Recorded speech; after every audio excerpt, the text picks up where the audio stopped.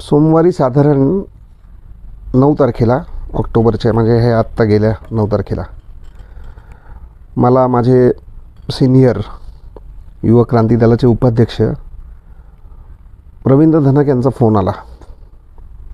त्यांचा फोन आला, ते म्हणाले हेरंब कुलकर्णींवरती हल्ला झाला आहे, आपल्याला नगरला निघायचं आहे. मी पुण्यात होतो, ते शिरूरला होते आणि आम्हाला दोघांना मिळून अहमदनगरला जायचं होतं. त्यांचा फोन आला मला साधारणपणे 2:11 मी डेक्कनला होतो. 2:18 मी शिवाजीनगरच्या एस टी स्टँडमध्ये बसमध्ये बसलेलो होतो.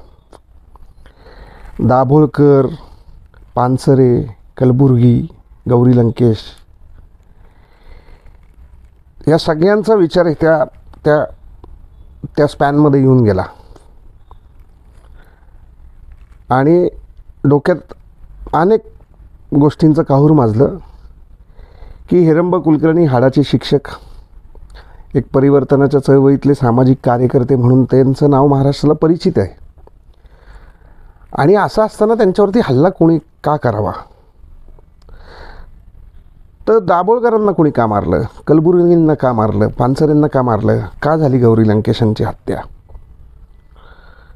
तर परिवर्तनाच्या चळवळीत काम करत असताना ज्यांना हे परिवर्तन नको आहे, ज्यांना इथं समाजाला अज्ञानाच्या अंधाराच्या खोलखाईमध्ये ढकलायचं आहे, त्यांना ही अशी बोलती, समाजाला जागृत करती माणसं नको असतात. हेरंब कुलकर्णी नुकतेच अहमदनगरमध्ये एका शाळेमध्ये प्राचार्य झाले. प्राथमिक तपासात असं लक्षात येते की आजूबाजूला शाळांच्या, महाविद्यालयांच्या बाहेर पानटपऱ्या किंवा अंमली पदार्थ वगैरे असं तंबाखूजन्य पदार्थ विकू नयेत असा एक सरकारी नियम असताना तिथं अशा प्रकारची विक्री चालू होती. त्यांनी आंदोलन वगैरे करून 2-3 महिन्यापासून त्या पानटपऱ्या हलवल्या. त्या रागापोटी त्यांना मारण्यात आलं. पण हे कोण आहेत हे हेरंब कुलकर्णी? नेमके कोण आहेत आणि ते काय करत आहेत काय? तर तुमच्या आमच्या मुलांचं भविष्य, या महाराष्ट्राच्या येणारी पिढीचं भविष्य त्यांना चांगलं करायचं आहे. कुठल्या पालकांना आज असं वाटतं की माझ्या मुलांनी सिगरेट प्यावी, माझ्या मुलांनी तंबाखू खावी, माझ्या मुलांनी व्यसनी असावं, असं कोणाला वाटतं? आणि ती जबाबदारी त्यांनी घेऊन ते जर आपल्या विद्यार्थ्यांना, आपल्या येणाऱ्या पिढीला एक चांगल्या पद्धतीने संस्कारित करण्यासाठी जर ते प्रयत्न करत असतील आणि त्यांच्यावरती हल्ला होणार असेल, तर हा हल्ला हेरंब कुलकर्णींवरती झालेला हल्ला नाही आहे. तर या महाराष्ट्राच्या परिवर्तनाची जी चळवळ आहे त्या चळवळीवरचा हल्ला मी मानतो. या महाराष्ट्रामध्ये जी एक आपली घडवण्याची जी परंपरा आहे, म्हणजे ज्ञानेश्वरापासून तुकाराम महाराजांपर्यंत, आणि तुकाराम महाराजांपासून फुल्यांपर्यंत, फुल्यांपासून छत्रपती शिवाजी महाराज, आणि ही जी सगळी परंपरा आहे ना, आपली बदल घडवणारी परंपरा, त्या बदल घडवणाऱ्या परंपरेवरती हल्ला मानतो. त्याच्यानंतर आम्ही कुलकर्णी सरांना भेटलो, त्यांना विश्वास दाखवला. युवक क्रांती दलाचा कार्यवाह म्हणून मला माझी ती जबाबदारी वाटली. डॉक्टरांना, डॉक्टर कुमार सप्तर्षी जे आमचे मार्गदर्शक आणि संस्थापक आहेत युवक क्रांती दलाचे, तर त्यांनासुद्धा अशा ठिकाणी युवक क्रांती दलाच्या कार्यकर्त्यांनी रिस्पॉन्स देऊन रिस्पॉन्सिबिलिटी घ्यावी, जबाबदारी स्वीकारावी, या मताचे ते नेहमी असतात. म्हणून तिथं जाणं ते आमचं कर्तव्य होतं. त्याचबरोबर हे कर्तव्य ह्यासाठी पण आहे की जेव्हा म्हणजे आम्ही अहिंसात्मक आंदोलनं केली, गांधींच्या मूल्यावरती, या देशातल्या संविधानाच्या मूल्यावरती आमचा विश्वास आहे. अहिंसा हे आमचं वाक्य नाही आहे, ब्रीद नाही आहे, आमचं कर्तव्य आहे अहिंसा. इथनं पुढं येणारा समाज हा अहिंसक समाज असावा, यासाठी युवक क्रांती दल नेहमी कार्यरत असतं. म्हणून आम्ही ही भाषा नाही बोलू शकत की जर इथून पुढे कुठल्या परिवर्तनाच्या चळवळीतल्या कार्यकर्त्याला जर त्यांच्यावरती हल्ला झाला तर आम्ही महाराष्ट्र पेटवून देऊ, हे आमचं वाक्य नाही आहे. पण इथून पुढे अशा पद्धतीने परिवर्तनाच्या चळवळीत काम करणाऱ्या कार्यकर्त्यांवरती जर हल्ले झाले तर आम्ही स्वतः पेटून उठू, एवढी तर जबाबदारी आमची आहे की नाही. आणि जसं मला वाटतं की आपण पेटून उठायला पाहिजे, तसं महाराष्ट्रातलं असं कोणतं घर असेल की ज्या घरामध्ये विद्यार्थी नसतील, ज्या घरामध्ये शिकायला कोणी महाविद्यालयात आणि शाळांमध्ये जात नसेल, असं कोणतं घर असेल का?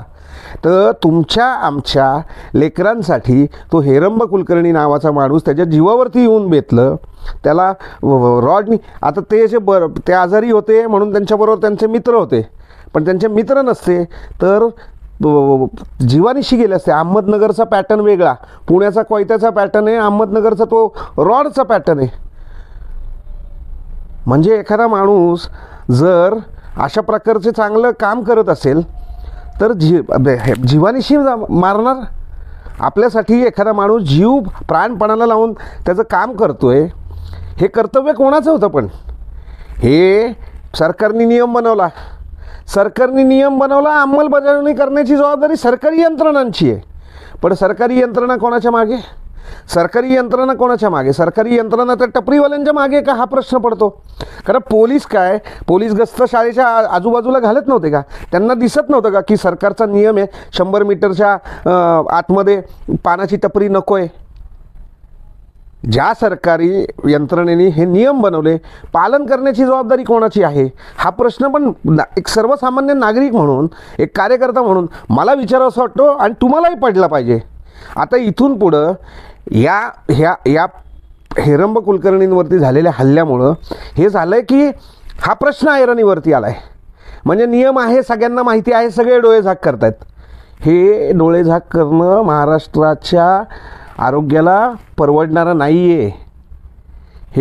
हे असं दुर्लक्ष करणं महाराष्ट्राच्या पुढच्या पिढीच्या भविष्यासाठी आपलं हे दुर्लक्ष योग्य ठरणार नाही. म्हणून आपण बोललं पाहिजे. हेरंब कुलकर्णींवरती हल्ला झाला त्याचा तर निषेध केलाच पाहिजे, पण ज्या कारणासाठी त्यांच्यावरती हल्ला झाला त्या कारणाला सुद्धा आपण सगळ्यांनी सामोरं गेलं पाहिजे. आणि शाळांचा परिसर हा किमान तेवढा तरी परिसर हा जो महाराष्ट्र शासनाने जो नियम बनवला आहे त्याची कडेकोट अंमलबजावणी झाली पाहिजे.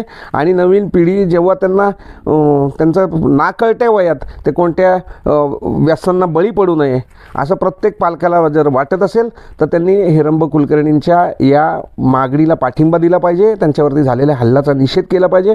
मी युवक क्रांती दलाचा कार्यवाह म्हणून त्यांच्या हल्ल्याचा निषेध करणं ही माझी जबाबदारी वाटते. आणि आम्ही त्यांच्या हेरंब कुलकर्णींच्या पाठीमागे, त्यांच्या कुटुंबियांच्या पाठीमागे आम्ही उभे आहोत ते सांगण्यासाठी हा व्हिडिओ बनवला आहे. खूप खूप धन्यवाद. या मागणीच्या बरोबर उभे राहा आणि या परिवर्तनाच्या चळवळीला पाठिंबा द्या. थँक्यू. धन्यवाद.